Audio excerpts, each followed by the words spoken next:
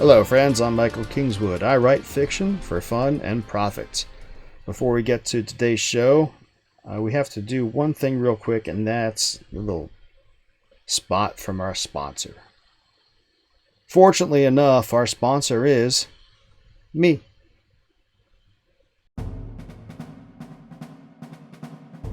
In a world of valor and magic, two soldiers flee from their past.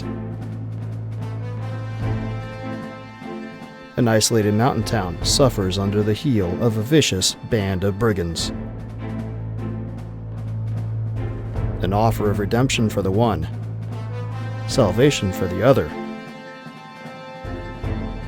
but not without great risk to both. Action and adventure await in Glimmer Vale, the first book of the Glimmer Vale Chronicles. Get your copy today, wherever great books are sold. Alright, it is Saturday, which means it's time for Story Saturday. And as advertised, we are reading, again, from my project from last year, the second volume of 52 Stories in 2023. This story is called Sebastian's Inferno. I just finished reading it and I hadn't read it in a while. I honestly couldn't remember what it was. Back in earlier this week when I put out the music reaction video, I said I thought it was like a magical heist thing. Oh no, it's not really. It's a supernatural horror, existential horror kind of thing. And we're just going to get right to it. I wrote it. I'm reading it. It's awesome. You will like it. I'll talk to you when it's done. What was it like to see the sunlight streaming down from above, catching on motes of dust in the air and making a stained glass window seem to glow with an inner light? Sebastian found he could not recall. It had been so long since he'd seen anything at all. Anything besides blackness, that is. He knew what it was to see swirling colors, and to behold beauty so grandiose it takes the breath away. But as he asked the question, he found even the memory of that experience faded. A concept, but not reality.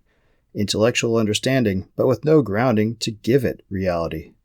That realization hit him like an uppercut to his psyche, and he slumped back. Or would have, if he could move. Or maybe he could, and just didn't know he did it. There was no sensation, no feeling of depth or motion, only blackness everywhere, and now faded memories of an existence that had once been different. How long had he been thus? How long had he been trapped in this void?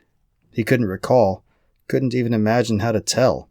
Does time even have meaning in a place like this? He had eyes, or at least he thought he did.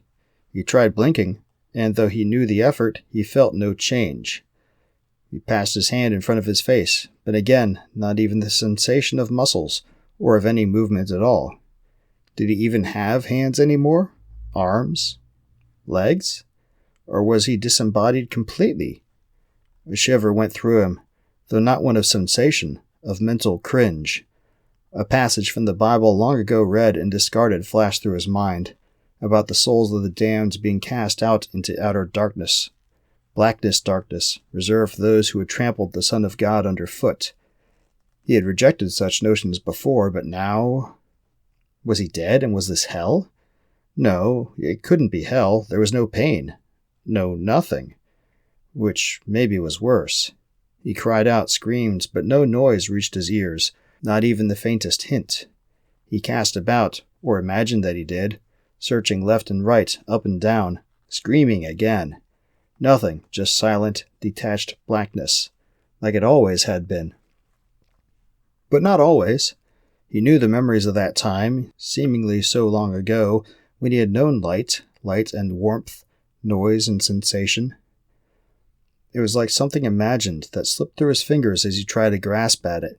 Slipped away, but it seemed so close, like he should be able to hold it, despite how ephemeral even that memory was now.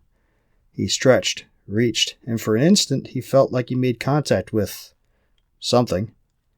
A faint hint of sensation, just an inkling, but it set his entire being aflame from the uniqueness of it, the first break in the nothingness of this void to have come in... Again, with the futility of even considering time, he put that from his mind and reached out again. There were no directions here, no references, but there was something, a feeling or an intuition that pointed him how or where or when to reach out. Untold eons passed, and then he alighted again, and flame seared through the totality of his being. Flame and coolness and wet and dry and a flash of color across the entire spectrum that lasted for less than an eye blink before it fled from him again. He panted, but was he even breathing?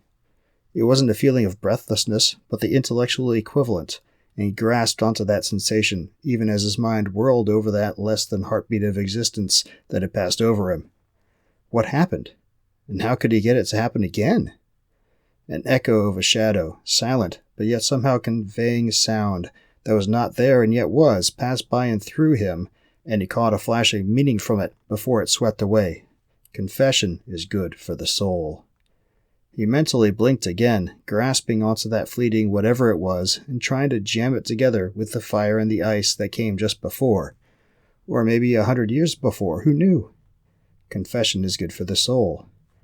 He chewed on that concept, tasting it, though without even a semblance of flavor. Confess what? And to whom? He tried to think back, to recall anything from before finding himself in this void of blackness, and found that those memories, like the memory of light, were diffuse and fading. Like after-images from a half-remembered flash, he couldn't hold on to them. He was sure of his name, and that he had existed before this place, but... Mentally, he was screaming in frustration and fear and confusion, screaming a demand for explanation, but he heard nothing. Sebastian stood there, hung there, for time, hours, days, waiting for a response. No reply came. With a soundless roar, he reached out again, stretching in that unimaginable way he had before, and he felt that he just missed that speck of whatever it was.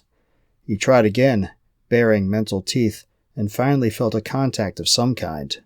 A wash of light and sound swept over him, and he was elsewhere. The girl was a redhead, early 20s, in tight black athletic shorts and a dark blue sports bra. Her hair was tied back in a ponytail, and she had AirPods in her ears as she ran down a paved path in a well-manicured park that followed the path of a narrow, slow-running river. The morning sun reflected brilliantly off the ripples in the river, but had not yet been able to completely remove the night's chill. The air tasted of damp, smelled of pollen, and birds sang gaily in the branches of the oaks and elms that grew along the running path and the riverbank. Sebastian stood pressed against the thicker tree trunks and watched the girl approach. He had on baggy sweatpants that were a size too big for him, and a long-sleeved shirt bearing the emblem of some long-forgotten band that his brother had liked way back in the day. He knew he stank. He hadn't bathed in days, hadn't slept indoors for far longer, but he didn't care. His hands shook slightly, and he felt the need coming on. He'd need a fix soon, very soon. The girl came closer, and he saw the bulge in her shorts, the bulge of her phone, and maybe a wallet with some money. Sebastian looked left, then right. No one else in sight, just the empty path, trimmed grass, and the tree trunks in either direction. No one to see, no one to stop him. She was approaching his tree, and he licked his lips. He noticed the bounce of her breasts as she ran, and felt another need, almost as strong as for the drug. He reached into his pocket and pulled out a folding knife. Opened it. Then, as she came to where he was hiding, he sprang upon her. Her eyes widened in shock and sudden fear, and she opened her mouth to scream, and the world spiraled away in a whirlpool of encroaching blackness and silence.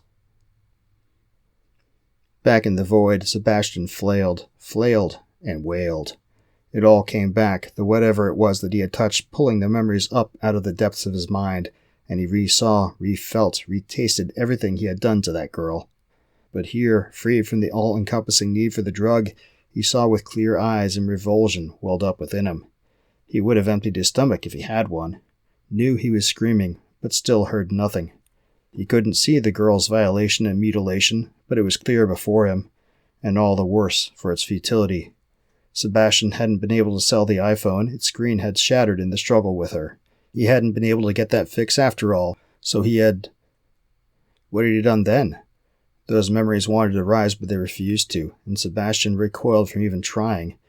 Did he even want to know the rest of the reason for his damnation to this void? No, he didn't. He wished he could unknow what he had already learned, and yet the echo of a shadow swept past him again, and again he felt, heard, whatevered, that voice. Confession is good for the soul. No, he could not. He turned to flee, in whatever meaning there was to turn in a place with no motion, whatever utility in flight from a thing that was not there. But yet he still felt somewhere, somehow, that he had moved, and he began to think that maybe he might escape. Not escape the void. He was here for eternity. He knew that for a certainty. But perhaps escape knowing, and the torment that came from the knowing. Already knowing what he did burned at him, flames of guilt and shame and remorse that licked at his hands, which had grabbed the girl, his feet that had kicked her, his groin that had... He screamed in silence, and the knowledge of his guilt burned all the more deeply. No more, he begged, somehow. But begged who? No more, please. Any more, and he would go mad. Or was he mad already? How long could a man sit in complete absence of anything and not degenerate into a gibbering lump of insanity? Sebastian didn't know. Didn't even have a notion of how long he had been here, and did time even matter or have meaning in this place of nothingness? He had thought that question before, hadn't he? But that thought had a greater power now as the flames licked at him, and he tried in vain to flee from them, to escape somehow. The torment was great, but perhaps he would go mad if he wasn't already. He welcomed that thought, as madness would bring relief of a sort. Wouldn't it? The echo of a shadow passed again, and again came the soundless voice. Confession is good for the soul. But this time the voice contained an undercurrent of deep meaning, bore other truths that he could not put into words, and he knew for certainty that hope he had been starting to embrace was futile. There would be no escape of madness here, no relenting or extinguishing the flames of guilt that licked at him, no companionship or comfort, just the void and his guilt and his torment, growing all the more intense as he remembered more. And the memories would come, that he too knew for a certainty. This was his lot now, forever. Sebastian screamed, and though he knew it to be useless, he fled. And the flames rose higher. Right, well, I would say poor Sebastian, but he's kind of getting his just desserts, I guess. Yeah, where did this story come out of? Obviously came out of me, right? For whatever reason, I was pondering the ins and outs of divine justice, I guess. I don't remember, I wrote it more than a year ago. Yeah. Maybe if you're cast out into the utter darkness, the fire that burns isn't an external fire, maybe it's one that's internal, because feeling the guilt forever. Or maybe not. I'm not sure that I really buy into the notion of, I am decidedly Christian dude, but I don't know that I necessarily buy into the eternal torment aspect of hell that seems to be the traditional version of it. Mostly because when I read the biblical passages about it, it seems like it's referring more to just being destroyed. And like it's always the choice is always given, life or death. Destruction or not. There's never really a place where it says, choose now who you will serve. You can have life or eternal torment. It doesn't really... There are places where it talks about the evil people being tormented, but it always... When you look at the context, it always seems to be encompassed the destruction. So I personally have the notion that hell, such as it is, will be more like the actual death of the soul. In fact, in Revelation it says this is the second death, right? Just annihilation. Probably would hurt a lot to have happen. And there are some more esoteric theories within physics and information sciences that along the lines of once information exists, can it ever be destroyed? And maybe that final instant of soul destruction might be something you experience forever, kind of thing. but not really because you're dead, but like the echo of it in some remnants. I don't know, but anyway, my point is, I'm not sure that I buy into the notion of the, burning forever and ever and ever notion associated, that traditionally is associated with hell, which seems to more come from Dante and other places than actual from biblical passages. But that's neither here nor there. Anyway, it's musing about that sort of thing, I think, I was during the week when I was writing this one. I think that's what that came out of. Anyway, not a very fun story, but I like to think it's a good one. And hopefully you do too. And which if you did, and even if you didn't like this one, but you like the other things I've done, there's more to come. In fact, next week we're going to read the next one from Volume 2, which is called Wild Rose Compact. Now this one I do remember, and this one actually is like a fantasy, supernatural kind of heisty kind of mystery-ish, getting to the bottom of spooky mystery thing kind of story, and it's kind of fun. So definitely come back for that. Alright, so what else is going on in the Kingswood abode this week? Well, as you know, as I talked about the other day, the Kickstarter for Warfare Qualified finished up, and we crushed it, man. 7 times my initial hoped for goal, and more than 7 times actually. And yeah, it's closed out. Kickstarter is closing up their books, and I'll get the funds. I will get the funds here in a few weeks, and it just comes down to delivering. And I advertise be around the end of the year when that gets out to people. But because of all the stretch goals we met, I have to write some more stories to fulfill the stretch goals. So it might take a little bit longer than I initially thought. But we're in the process of getting that going now, and I'm super psyched. So thanks to everybody who supported the campaign. We do have late pledges enabled on that campaign. So if you didn't support it yet, you can go do some after the fact support if you want to. MichaelKingswood.com/ICNkick will get you there. But I don't expect to get a whole lot of traction from that, just because the campaign's done. And fulfilling those late pledges might be interesting. That we'll see how it comes. As people want to come and support after the fact, I am down for it. So check that out if you want to. Otherwise, just go to michaelkingswood.com/store. /store. That'll get you to the best bookstore, the absolute most wonderful bookstore in creation. It's the bookstore that my company runs. And you can buy all my books there in the formats you like, and we'll get them to you. You don't have to go through the retail middleman, and that means I get more money. You can, of course, go to all the retail middlemen if you want to. Amazon, Kobo, Barnes & Noble, iBooks, you name it. MichaelKingswood.com/books2. Read the number 2 will get you there, and then you can pick what store you want to from the title you want, and you're good to go. Of course, definitely need to like this video, subscribe, or this podcast episode if you're listening to the audio podcast. Subscribe, tell everybody about it. Come back next week. You can don't forget, you can go over to Substack, michaelkingswood.substack.com, and subscribe there. You can read stories in text there, in parallel with the ones I'm reading audioly to you here, and plus some extra ones each month, putting out a couple for free for everybody, a couple for just subscribers, and those who do the paid subscription will get extra stories each month, because I love you and want you to be happy and give you a reason to give me money. So go over there, check that out. We also have a Subscribe Star page, which has a similar deal as the Substack, where you can give some bucks there too if you like what I'm doing and want to help keep the lights on. Okay, what else is there? I think that's it. Hope you guys enjoyed this. I, of course, enjoyed bringing it to you. I will see you next week for Story Saturday.